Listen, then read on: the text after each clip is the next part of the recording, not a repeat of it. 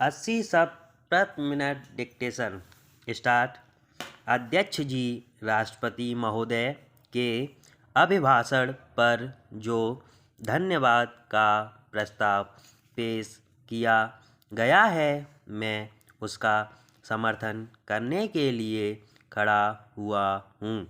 राष्ट्रपति जी ने अपने अभिभाषण में विशेष रूप से आर्थिक विकास और कृषि के संबंध में उल्लेख किया है।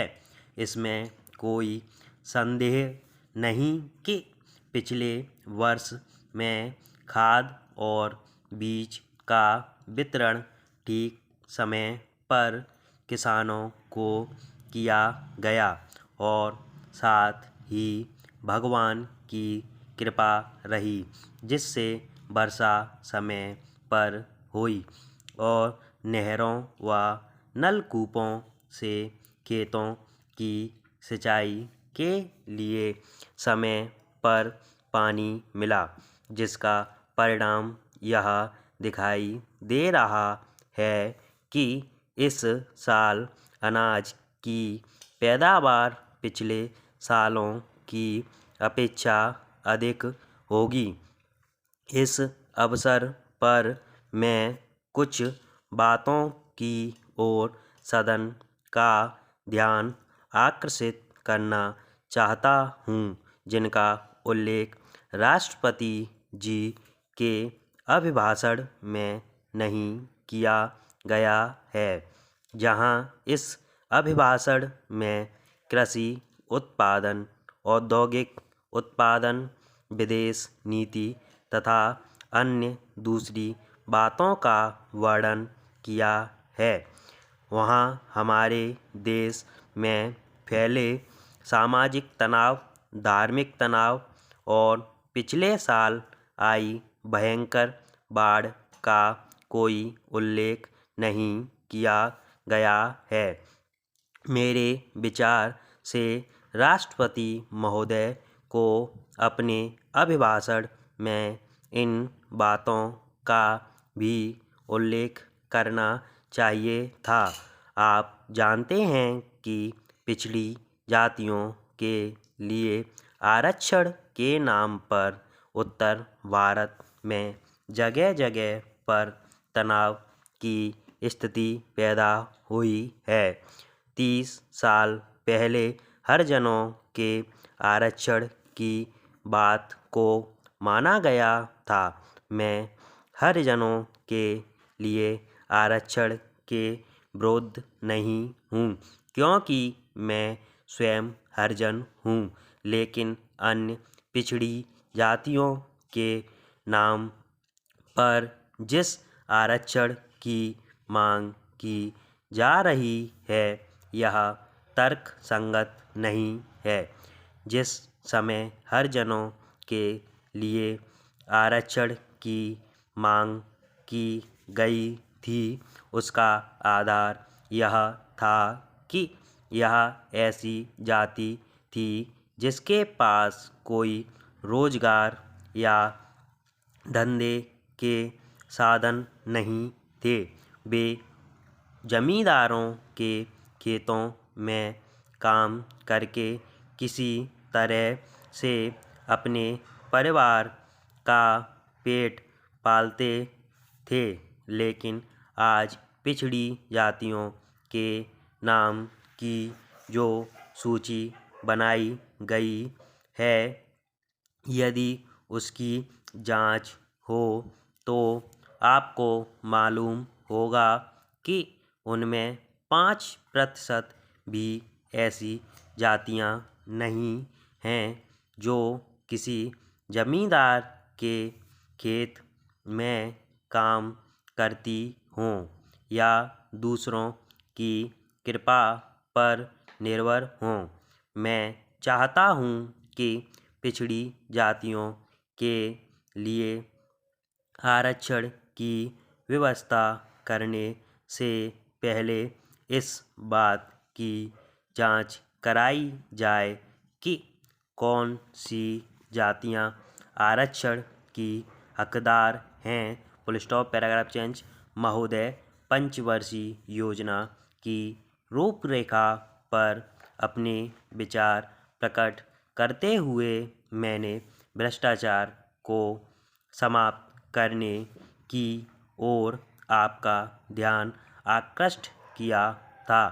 यदि भ्रष्टाचार इस देश से दूर नहीं होगा तो जो आशाएं हम करते हैं वे पूरी नहीं होंगी। आज तक जो होता रहा है उसमें एक सबसे बड़ी बाधा हमारे सामने यह आई है कि अधिकारियों का ध्यान देहातों की ओर नहीं है।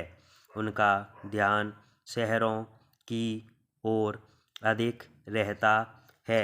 यही कारण है कि 80% आबादी की ओर जो देहातों में रहती हैं वे ध्यान नहीं दे पाते हैं। Full stop, paragraph change.